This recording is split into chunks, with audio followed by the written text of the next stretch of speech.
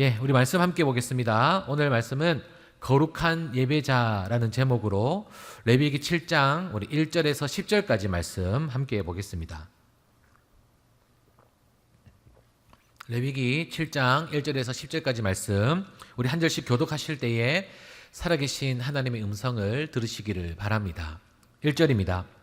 속건제의 규례는 이러하니라. 이는 지극히 거룩하니 잡는 곳에서 속건제의 번제물을 잡을 것이요 제사장은 그 피를 제단 사방에 뿌릴 것이며 그 기름을 모두 들이되 곧 그 기름진 꼬리와 내장에 덮인 기름과 두 콩팥과 그 위의 기름 곧 허리 쪽에 있는 것과 간에 덮인 꺼풀을 콩팥과 함께 떼어내어 제사장은 그것을 다 제단 위에서 불살라 여호와께 화제로 드릴 것이니 이는 속건제니라. 제사장인 남자는 모두 그것을 먹되 거룩한 곳에서 먹을지니라. 그것은 지극히 거룩하니라. 속죄제와 속건제는 규례가 같으니 그 제물은 속죄하는 제사장에게로 돌아갈 것이요 사람을 위하여 번제를 드리는 제사장 곧 그 제사장은 그 드린 번제물의 가죽을 자기가 가질 것이며 화덕에 구운 소제물과 냄비에나 철판에서 만든 소제물은 모두 그 드린 제사장에게로 돌아갈 것이니 함께 봅니다. 소제물은 기름 섞은 것이나 마른 것이나 모두 아론의 모든 자손이 균등하게 분배할 것이니라. 아멘. 네, 할렐루야. 아멘. 우리 또 옆 사람과 인사 안 했죠? 함께 인사하겠습니다. 샬롬 인사해 볼까요? 샬롬. 예, 샬롬. 예, 샬롬은 여러분 우리가 그 5대 제사 중에 어떤 거와 되어 있다고 했죠? 예, 화목제였습니다. 화목제. 하나님과 사람과의 관계뿐만 아니라 또 사람과 사람과의 관계를 통하여서 샬롬의 복수형을 뜻하는 것이 바로 화목제의 뜻입니다. 그래서 이 화목제를 통하여서 관계가 얼마나 중요한지, 그리고 어떻게 보면 이 제사인 모든 것이 죄를 짓고 있는 우리 인간이 하나님 앞에 어떻게 나아가야 되는 그 규례들, 규칙들을 하나님께서 알려주시는데요. 오늘은 이제 속죄제와 속건제를 통하여서 우리가 예배에 어떠한 마음을 가지고 있고 또 예배를 통하여서 우리가 무엇을 얻고 또 깨달을 수 있는지에 대해서 오늘 레위기 7장 또 레위기 10번째 설교 말씀을 통하여서 함께 나누고자 합니다. 우리 성경 말씀 함께 또 볼까요? 우리 오늘은 1절부터 10절까지인데요. 1절 말씀에 보니까 속건제의 규례는 이러하니라 라고 하면서 이 속건제에 대해서 하나님께서 뭐라고 말씀하시냐면 거룩하다라고 말씀해 주시는 거예요. 그러니까 이 속건제를 드리고 있는 전에 인간의 모습에 대해서 거룩하다라고 하시는 게 아니라 이 속건제를 통하여서 제사함 받고 하나님 관계가 회복된 인간에게 거룩하다라고 하고 있는데 이 거룩을 또 어떻게 표현하고 있죠? 지극히라고 되어 있어요. 지극히. 우리 지난주 여러분 설교 기억하시죠? 예, 이 지극히라는 단어가 영어로는 뭐라고 되어 있죠? most. 예, 가장 좋은, 가장 선한, 그리고 가장 앞선 거룩이 바로 이 속건제를 통하여서 하나님 앞에 제사함 받은 자들이 칭찬받는 모습이 지극히 거룩이다라는 것이죠. 자, 그리고 오늘 이 속건제뿐만 아니라 이 속죄제에 대해서도 우리가 함께 나눌 건데요. 그거는 7장 7절에 있습니다. 7장 7절에 보니까요. 우리 같이 한번 읽어볼까요? 7절 말씀 시작. 속죄제와 속건제는 규례가 같으니 이 제물은 속죄하는 제사장에게로 돌아갈 것이요. 아멘. 여기서 이 속건제와 속죄제의 공통점, 동일한 점이 나와 있는데요. 그것은 뭐죠? 예, 바치고 남은 것을 누가 먹나요? 예, 제사장이 먹습니다. 좀 더 이 성경의 말씀을 빌리면 아론의 자손, 예, 아론의 자손이 이제 레위 지파로서 예배를 주관하고 제사를 주관하는 이 지파들이 땅을 분배받지 못했기 때문에 또 다른 지파와 속해져 살아야 되기 때문에 그들은 뭐 전쟁에 나가는 것도 아니고요. 그리고 뭐 땅을 뭐 분배받아서 또 땅에 또 씨앗을 심어서 그 소산물을 먹고 살아나가는 것이 아니라 이런 제사를 통하여서 얻게 되는 그런 뭐 식량을 통하여서 살아가는 지파가 바로 레위 지파 아론의 자손들이었습니다. 자, 그런데 여러분 이렇게 공통점이 있다면 차이점이 있어요. 차이점은 뭐냐면 피를 뿌리는 방식에 차이가 있다라는 거죠. 속건제, 핫하트라고 하죠. 이 죄를 상징하는 이 속건제는 피를 단 사면에, 그러니까 하나님의 번제단 그 내면에 피를 뿌리고요. 그리고 속죄제, 그러니까 보상제죠. 사람과 사람 사이에서의 일어난 죄, 그리고 내가 다른 사람의 어떤 피해를 입혔을 때에 그 원 가격뿐만 아니라 5분의 1을 더해서 그 사람에게 보상제로 드리는 것이 이제 속죄제인데, 이 속죄제를 드릴 때에는 피를 단 뿔에, 그러니까는 이 단이 이렇게 가운데가 비어져 있고 이렇게 네모나게 틀이 되어 있는데 그 꼭대기에는 모서리 부분에는 이 소의 뿔과 같이 모양이 그렇게 되어 있습니다. 그런데 이 속죄제 때에 제사를 드리고 시작을 하는 피를 뿌릴 때에는 그 뿔 모양의 그 단 위에다가 피를 붓는 점이 다르다라는 것을 볼 수가 있는 거죠.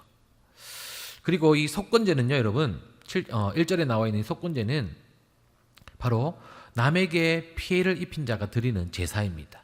속건제가 이 속건제를 통하여서 하나님 앞에 죄를 지었다라고 생각이 들면 그 사람은 자신의 죄에 맞는 제물을 가지고 주님 앞에 나오는 것이 바로 속건제, 속건제, 그리고 죄를 사함 받을 수가 있다라는 것이죠.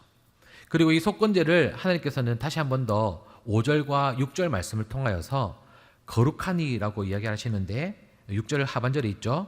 지극히 거룩하니라고 되어 있습니다. 여러분 볼펜 있으시면 우리 7장 1절에 나와 있는 이 지극히 거룩하니 이 부분에 밑줄을 그으시고요. 그리고 6절 말씀에 또 후반절에 지극히 거룩하니 이 부분에 밑줄을 그으시면 좋겠습니다.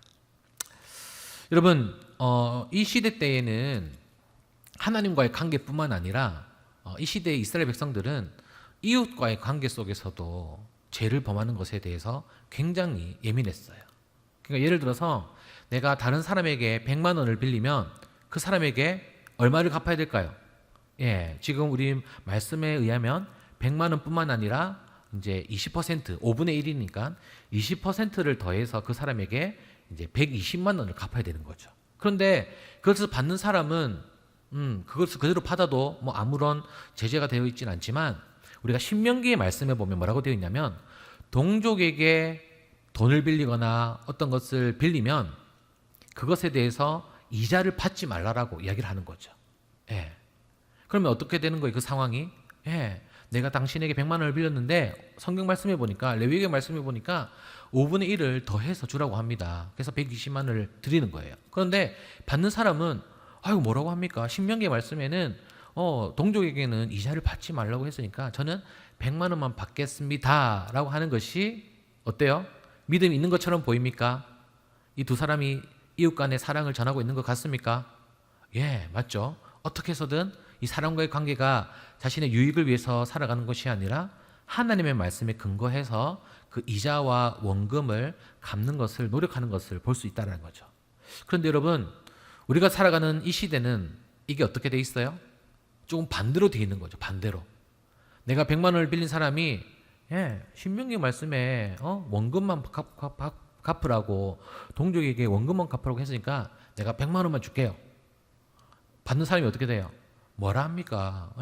레위기 말씀에 보면 5분의 1을 더해서 달라고 하니까 120만 원 내놓으십시오. 우리가 어떤 시대에 살아가고 있는지 또 우리가 어떤 마음을 가지고 살아가고 있는지 우리가 한번 돌이켜봤으면 좋겠습니다. 이게 코에 걸면 코골이, 귀에 걸면 귀걸이 이런 말씀이 있는 것이 아니라 그 말씀을 우리 인간의 생각을 가지고 이용하는 것이 아니라 정말 그 말씀이 내 삶을 이끌어가고 그 말씀에 우리 가치를 두고 살아간다면 우리는 어떤 것이 하나님을 기쁘시게 하시는 것인지에 대해서 생각하고 나아가야 된다는 거죠.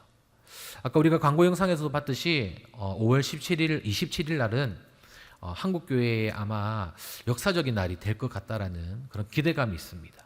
왜냐하면 이제 동성애 법에 대해서 차별금지법에 대해서 반대하는 것을 우리 기독교인들이 원래는 한 100만 명 정도 모이려고 했다가 지금 대형 교회들이 같이 참여하겠다라는 그런 의사를 밝혀서 지금 200만에서 300만 명까지 모이지 않을까라는 그런 기대를 가지면서 많은 교회들이 이 날을 위해서 준비를 하고 있다는 것이죠.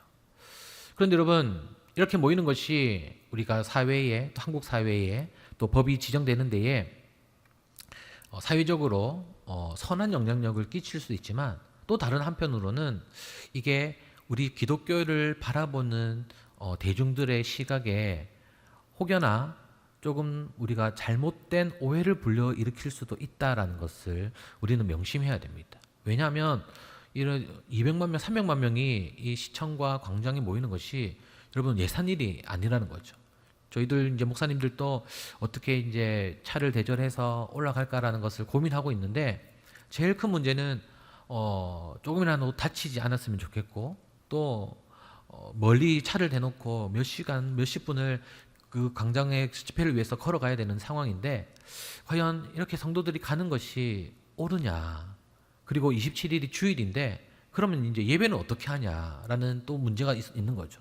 그래서 어떤 교단에서는 차 안에서, 올라가는 차 안에서 뭐 예배 드리면 안 되냐, 하나님께서 뭐 버스 안에서 예배 드린다고 안 받으시지 않는 게 아니냐라고 이야기하는 교단도 있지만, 또 어떤 교단은 우리는 절대로 교회 밖에서 예배를 드릴 수 없다라고 강경하게 이 모임에 대해서 반대를 하는 세력들이 또 있다고 한다고 합니다.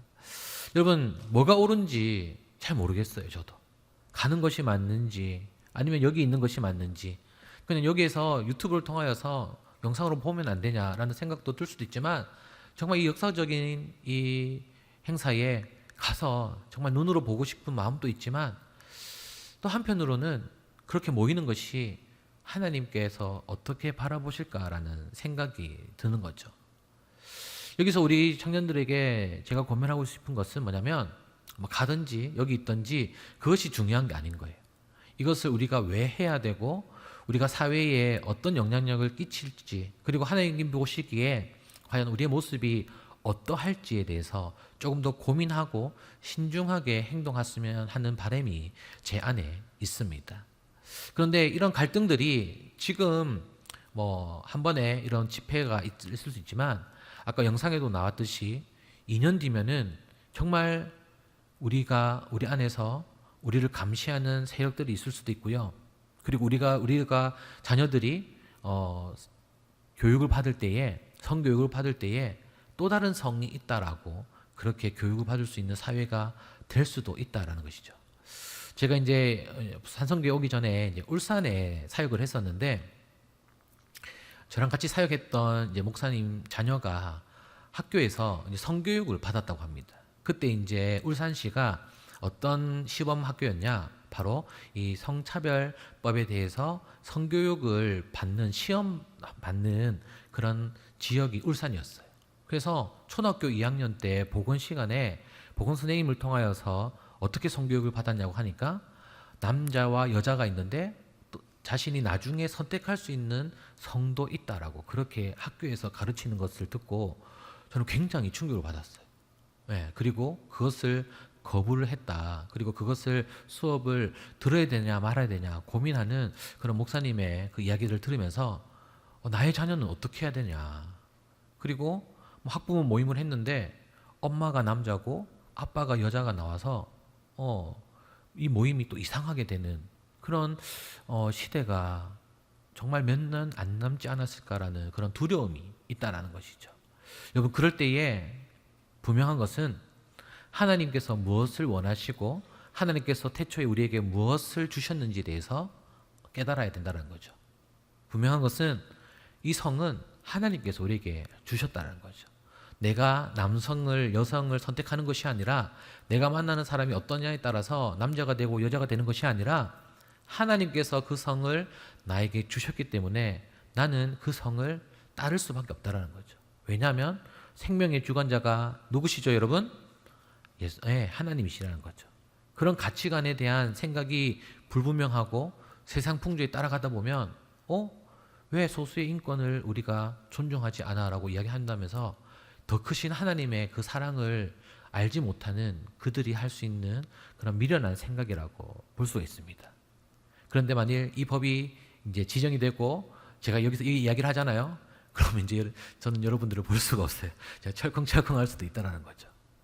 참 진리가 진리다라고 선포되지 않는 그 사회를 우리가 살아가기에 또 너무나도 두려운 것 같습니다. 그럴 때에 무엇이 참이고 거짓이고 무엇이 하나님의 생각이고 하나님의 뜻인지 하나님의 말씀인지를 우리가 이 시대를 살아가는 우리에게 진리로 찾아오신 예수 그리스도를 통하여서 하나님의 뜻을 발견하는 우리 모두가 될 수 있기를 주님의 이름으로 간절히 축복합니다. 네, 그래서 오늘 말씀을 통하여서 우리가 깨달을 수 있는 것은 이 속건제와 속죄제를 통하여서 제사를 드려지는 이 피가 중요하다는 거죠. 우리가 레위기에 나와 있는 그 피를 통하여서 제사함과 우리가 연결시킬 수가 있어야 되는 겁니다. 그런데 우리는 신약 시대의 예수 그리스도를 통하여서 그 제물이 흘리는 피가 우리의 죄를 씻는 것이 아니라 누구의 피를 통하여서 우리의 죄가 씻어지는 거죠? 예수 그리스도. 예, 맞습니다. 예수 그리스도의 그 찍힘과 또 피 흘림과 또 십자가의 그 못 박힘을 통하여서 그것을 믿는 자에게 우리에게 하나님께서는 죄 사함을 허락하여 주셨습니다. 한번 따라 볼까요? 예수 그리스도를 통하여서 죄 사함 받았습니다. 예수 그리스도의 피 흘림이 나의 죄 때문입니다. 아멘. 이것이 우리가 레위기를 바라보는 우리 현대가를 살아가는 그리스도인들이 가져야 하는 가장 중요한 생각이고 가치라는 거죠. 그래서 우리는 예수 그리스도의 피값으로 살아난 자이고 이 교회가 예수 그리스도의 피값으로 세워진 교회다라는 것이죠. 그래서 우리는 우리의 예배를 통하여서 그 죄사함을 받은 자들이 하나님 앞에 거룩한 모습으로 나아갈 수가 있는 겁니다.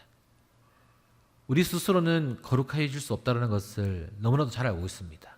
네, 정결할 수는 있어요. 우리의 노력으로. 그런데 이 거룩은 우리의 힘으로 우리의 노력으로 절대 할 수가 없습니다. 바로 예수 그리스도의 보혈로 말미암아 그 거룩하신 하나님의 은혜가 우리 안에 임해야지만 우리는 거룩할 수 있고 하나님의 거룩한 백성이라 칭할 수 있다라는 것이죠. 왜냐하면 우리의 아버지 되신 하나님께서 거룩하시기 때문에 우리에게 거룩하라라고 명령해 주셨기 때문에 우리가 거룩할 수 있는 겁니다. 그래서 우리가 이 드리는 예배를 통하여서 하나님 앞에 우리가 무엇을 올려드릴 수 있느냐? 바로 우리의 마음이라는 것이죠. 예, 계속 강조하고 있는 것이죠. 예, 이 제물에 가장 좋은 기름과 두 콩팥을 하나님 앞에 화제로 올려드리는 그 모습이 우리의 그 중심, 생각, 마음 그리고 삶까지도 우리가 주님 앞에 내어드려야 하는 것이 바로 이 거룩한 백성이 가져야 하는 모습이라는 겁니다. 일주일에 이 한 시간만을 내가 거룩한 척 예배 드리는 것이 아니라 세상에 나가서 내 마음대로 그렇게 살아가는 것이 아니라 세상과 가정과 교회 안에서의 그 모습 또한 동일하게 거룩하게 살아가기 위한 그런 하나님의 백성으로서 내가 노력하는 것, 결단하는 것, 그리고 영적 분별력을 통하여서 죄라고 생각되는 것들을 담대하게 끊어내는 것이 바로 거룩한 백성이 될 줄로 믿습니다. 아멘. 그래서 여러분의 예배가 거룩한 예배가 되려면 바로 이 예배 자체에 중요한 것도 너무 당연합니다. 그런데 우리의 삶까지도 그 전에 예배 드리는 모습 그리고 예배 후의 모습 그리고 오늘 이 말씀을 통하여서 여러분 각자에게 주시는 하나님의 그 음성을 듣고 그 말씀대로 행해질 때에 우리가 거룩할 수 있다라는 것이죠. 사랑하는 여러분, 한번 우리 마음속으로 한번 다짐해 볼까요? 하나님, 나를 거룩하게 하여 주시옵소서. 하나님, 나를 도와주시옵소서. 내가 거룩해지기를 원합니다. 아멘. 이 말씀을 계속 우리 마음에 되새겼으면 좋겠어요. 그랬을 때에 그런 중심을 보시고 하나님께 가까이 나아가려는 그런 우리의 모습을 보시고 하나님께 거룩하다 칭찬받고 정말 세상에서 진리 없는 이 세상을 살아갈 때에 진리 대신 예수 그리스도를 우리의 모습을 통하여서 다시 오실 예수님을 그리고 살아계신 하나님을 증거하는 우리 예통 공동체가 될 수 있기를 주님의 이름으로 간절히 축복합니다. 아멘.